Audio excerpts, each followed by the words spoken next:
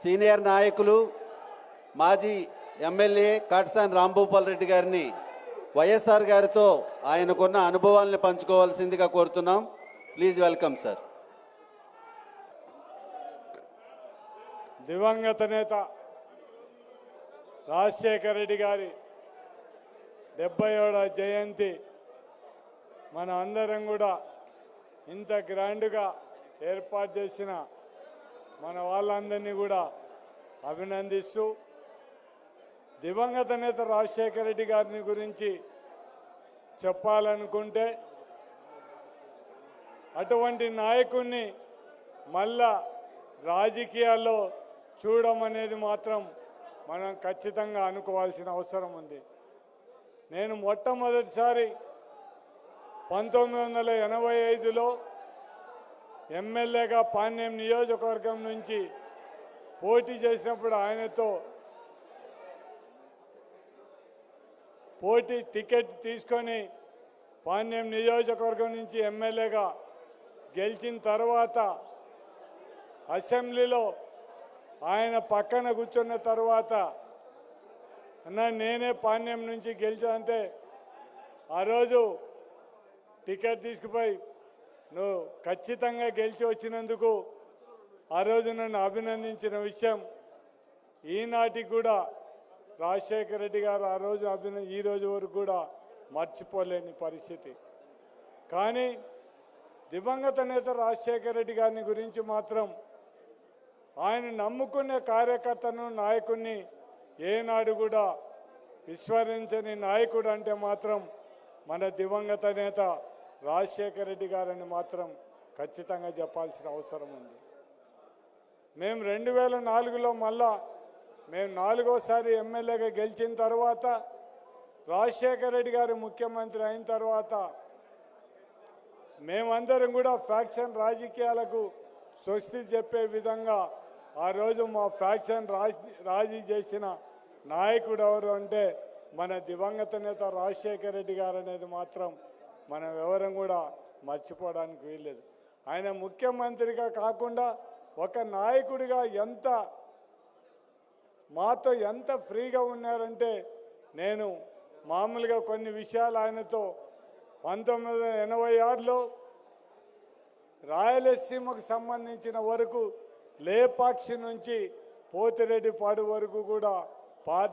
పాదయాత్ర చేసేటప్పుడు నాకు ఈరోజు కూడా ఆ పాట వింటే మతికొచ్చే పరిస్థితి ఉండడం జరుగుతుంది. మేము కొన్నిదేడు దగ్గరకు వచ్చిన తర్వాత కొద్దిగా వాన చినుకులు పడుతుంటే అప్పుడే రేడియోలోనే పాట రావడం, చిట్టపట చినుకులు పడుతూ ఉంటే చెల్లికాడే సరసన ఉంటే చెప్పలేని ఆహా ఎంత వెచ్చగా ఉంటుందంటే రాజశేఖర రెడ్డి నేను ఎమ్మడి ఉండి అన్న పాట బాగా వస్తుంది చూడన్నా అంటే నేను ముసలోని నాకు పనికిరాదు, యువకుని నీకే పనికి వస్తుంది అని చెప్పి అంటే అంత స్ఫూర్తిగా మాట్లాడినే నాయకుడు, అంటే అందరితో కూడా కలిసిపోయే వ్యక్తిత్వం కలిసిన నాయకుడు రాజశేఖర రెడ్డి గారు.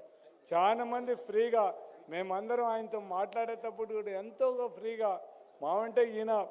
అంత పెద్ద ముఖ్యమంత్రి హోదాలో ఉండి కూడా మనం ఏదైనా మాట్లాడినా కూడా స్ఫూర్తిగా తీసుకొని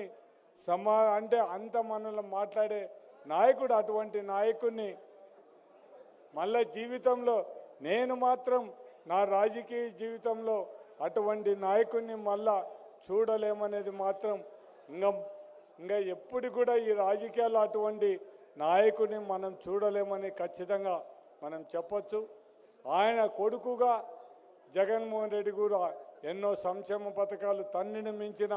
నాయకుడిగా ఈరోజు ప్రజల మనసులో స్థిరస్థాయిగా నిలిచిపోయాయంటే ఫీజు రియంబర్స్మెంట్ కానీ, రైతు ఉచిత కరెంటు కానీ, మనకు ఆరోగ్యశ్రీ కానీ ఈరోజు ఇవన్నీ చేయగలిగినారంటే మాత్రం దివంగత నేత రాజశేఖర రెడ్డి గారు చనిపోయినా కూడా ఎన్ని రోజులు మన మనసులో స్థిరస్థాయిగా ఉండాడంటే మాత్రం మన నాయకుడు మన దివంగత నేత రాజశేఖర రెడ్డి గారి మీద మనం అందరం కూడా ఆయన మీద ఎంత అభిమానం ఉందో మన నాయకుడు జగన్మోహన్ రెడ్డి గారిని కూడా 2029లో గెలిపించడానికి మనం అందరం కూడా ఇక్కడికి వచ్చిన మీరందరూ కూడా రాజశేఖర రెడ్డి మీద అభిమానం ఈరోజు చూపించడం కాదు, రేపు 29 ఎలక్షన్లో మళ్ళా మన నాయకుడు జగన్మోహన్ రెడ్డి గారిని ముఖ్యమంత్రి చేసేంత వరకు మనం అందరం కూడా కష్టపడి పనిచేయాలి. ఈ తెలుగుదేశం నాయకులు చేసే దౌర్జన్యాలు కానీ ఇంకొకటి కానీ ప్రతి ఒక్కటి కూడా ఎదిరించి మన నాయకుని కోసం మన పార్టీ కోసం మనం అందరం కూడా పనిచేయాలని మీకు అందరి విజ్ఞప్తి చేస్తూ నాకు ఇక్కడ మాట్లాడడానికి అవకాశం ఇచ్చిన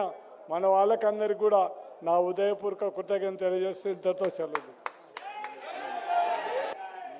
మునిరెడ్డి గారిని సురేందర్ రెడ్డి గారిని మెమెంటో ఇవ్వడానికి ఆహ్వానిస్తున్నాం. లబ్ధిదారుడి ఆయన మనోగతం విందాం. గుంతకల్ నుంచి జగదీష్